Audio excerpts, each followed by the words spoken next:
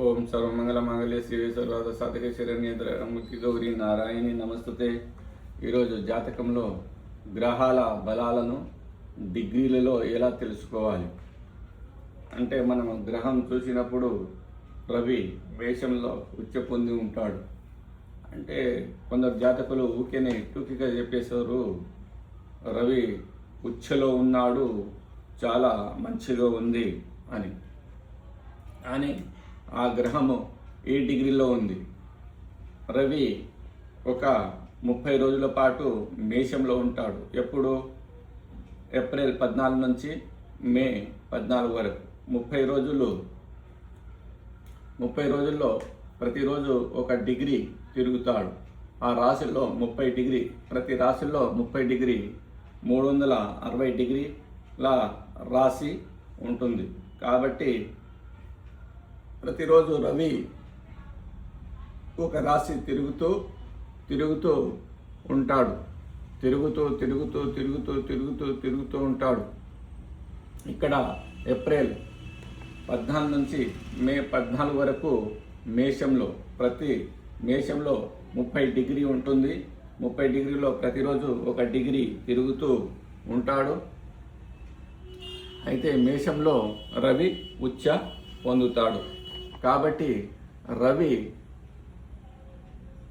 ఇక్కడ మే 14 నుంచి జూన్ 14 వరకు, అదేవిధంగా జూన్ 14 నుంచి జూలై 14 వరకు, తర్వాత ఇలా తిరుగుతూ ప్రతి నెల తిరుగుతూ ఉండి ఇక్కడ అక్టోబర్ 14 నుంచి నవంబర్ 14 వరకు నీచంలో పొందుతాడు తులారాశిలో. ఈ విధంగా నీచంలో పొందడము, ఉచ్చలో ఉండడము అంటే ఆ గ్రహం బలాలను, ఆ బలాన్ని, రవి బలాన్ని నీచంలో ఉన్నాడని నీచంలోనే చెప్పడము, ఉచ్చలో ఉన్నాడని ఉచ్చలోనే చెప్పడం అంటే ఆ ఎన్నో డిగ్రీల్లో ఉండి నీచంలో ఉన్న, ఉచ్చలో ఉన్న డిగ్రీలు మనము తెలుసుకోవాలి. అయితే ఒక వ్యక్తి ఏప్రిల్ 14వ తారీఖు జన్మిస్తే, ఏప్రిల్ 14 జన్మిస్తే మృత అవస్థ 0 డిగ్రీ నుంచి 1 డిగ్రీలో ఉంటే దాన్ని మృత అవస్థ అంటారు.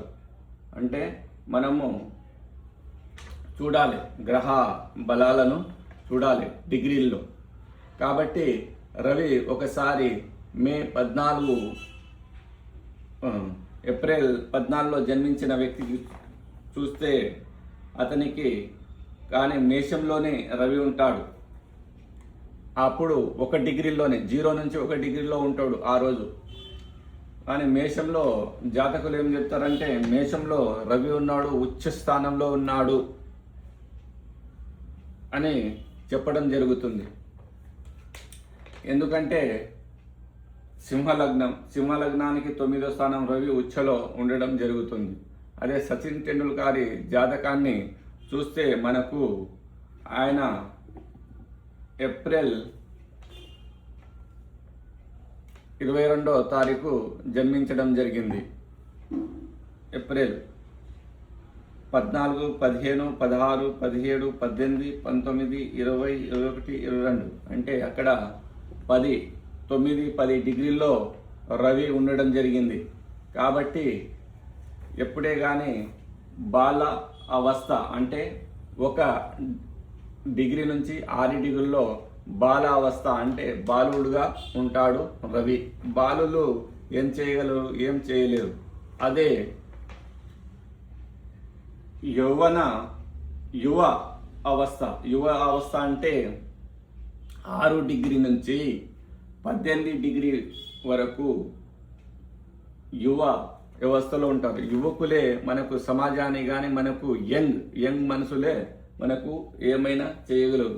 అదేవిధంగా ఆ గ్రహం కూడా యంగ్గా ఉన్నప్పుడే మనకు బలాన్ని ఇవ్వగలదు. అందుకోసం సచిన్ టెండూల్కర్కి 9-10 డిగ్రీలో ఉండడం జరిగింది. అందుకోసం ఇంత పేరు ప్రఖ్యాతలు తేవడం జరిగిందన్నమాట.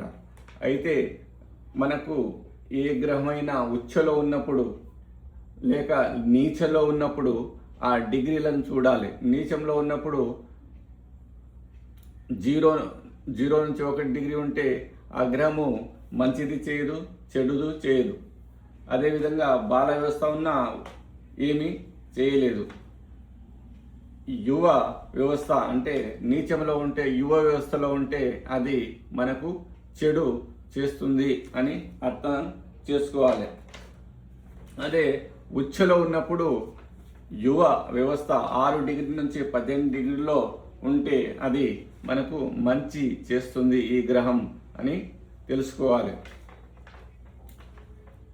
వృద్ధ అవస్థ 18 డిగ్రీ నుంచి 25 డిగ్రీల్లో వృద్ధ అవస్థలో ఉంటుంది ఏదైనా గ్రహం. అప్పుడు వృద్ధుడు ఒక మనిషి ముసలి అంటే 70-80 సంవత్సరాల ముసలివాడు యంగ్ యువ వ్యవస్థలాగా పని చేయలేడు.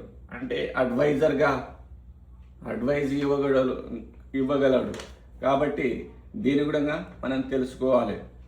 అతి మృత అవస్థ అంటే 25 డిగ్రీ నుంచి 30 డిగ్రీల్లో ఒక గ్రహం ఉంటే దాన్ని బలాన్ని అతి మృత అవస్థగా పరిగణిస్తారు. కాబట్టి మనము ఈ జాతక కుండలిలో చూసేటప్పుడు ఆ గ్రహం ఉచ్చ ఉంటే ఏ డిగ్రీల్లో ఉంది అని కూడా అంచనా వేయాలి.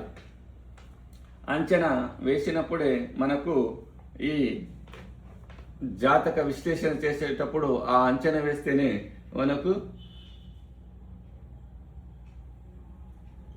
ఒక ఉచ్చగ్రహం ఉంది, నీకు చాలా మంచిగా చేస్తుందంటే ఆ ఉచ్చగ్రహం ఏ డిగ్రీలో ఉంది, అదేవిధంగా ఏ నక్షత్రంలో ఉంది అవి కూడా చూడాలి.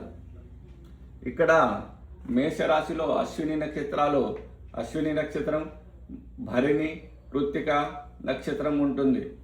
అవి రవి అశ్విని నక్షత్రంలో ఉంటే ఒకసారి అతడు వ్యక్తి డాక్టర్ కాగలడు. భరణి నక్షత్రంలో ఉంటే ఆ వ్యక్తి కళాకారుడు, కళారంగంలో రాణించగలడు. అదేవిధంగా కృత్తిక రాజకీయంలో రాణించగలడు రవి నక్షత్రం కాబట్టి. ఈ విధంగా మనము జాతక పరిశీలన అనేక విధాలుగా చూడాలి. కాబట్టి ఒక గ్రహాన్ని చూసే మనము జాతక విశ్లేషణ చేయకూడదు. అందుకోసము గ్రహ బలాలను ప్రతి 9 ఒక రవి గురించే చెప్పడం జరిగింది. అదేవిధంగా శని, గురు, కుజ, బుధ, శుక్ర, కేతు, రాహు గురించి కూడా మనము ఏ రాశిలో ఉంటే, ఇప్పుడు రవి నీచ రాశిలో అంటే అక్టోబర్ 14వ తారీఖు తులారాశిలో వస్తాడు రవి. కాబట్టి అప్పుడు 5 రోజులు 5-6 రోజులు అతని రవికి బలమే ఉండదు. అంటే మంచిది చేయడు, చెడుది చేయడు. అదేవిధంగా యువ అవస్థలో 6 డిగ్రీ నుంచి 15 డిగ్రీలో ఉన్నప్పుడు అతనికి చెడు అంటే అతడు పూరా నీచంగా మారిపోతాడు రవి. అదేవిధంగా 18 నుంచి 25 డిగ్రీల్లో తులారాశిలో వచ్చినప్పుడు వృద్ధ వ్యవస్థలో ఉంటాడు, ముసలివారిగా ఉంటాడు. తర్వాత 25 నుంచి 30 డిగ్రీలో ఉన్నప్పుడు అతి మృత అవస్థలో ఉంటాడు. కాబట్టి మనము గ్రహాలను నీచంలో ఉన్నాడా, పాప క్షేత్రంలో ఉన్నాడా, నీచ అదేవిధంగా పాపగ్రహము దృష్టి ఉంటే ఆ పాపగ్రహము ఏ డిగ్రీలో ఉంది, 6 నుంచి 18 డిగ్రీల మధ్య ఉంటే ఆ పాపగ్రహ దృష్టి చాలా పడుతుందని అర్థం చేసుకోవాలి. అదేవిధంగా అతి మృత వ్యవస్థలో కానీ ఉన్నప్పుడు ఆ పాప దృష్టి గ్రహ బలాన్ని చూసి మనము జాతక విశ్లేషణ చేయాలి. ఇలా ఈరోజు మనము గ్రహాల బలాలను డిగ్రీల్లో ఎలా తెలుసుకోవాలి అనేది మనము ఈరోజు తెలుసుకుంటున్నాం. మీకు అర్థమైందని నేను అనుకుంటున్నాను. ఇంతటితో ఈ వీడియో ముగిస్తున్నాను. 1కి 2 సార్లు ఈ వీడియోని చూడండి. మృత వ్యవస్థ 0 నుంచి 1 డిగ్రీలో ఉంటే, బాల అవస్థ 1 నుండి 6 డిగ్రీలో ఉంటే, యువ వ్యవస్థ 6 నుండి 18 డిగ్రీలో ఉంటే, మృత వ్యవస్థ 18 నుంచి 25 డిగ్రీలో ఉంటే, అతి మృత వ్యవస్థ 25 నుండి 30 డిగ్రీల్లో, ప్రతి రాశిలో 30 డిగ్రీలు ఉంటుంది. కాబట్టి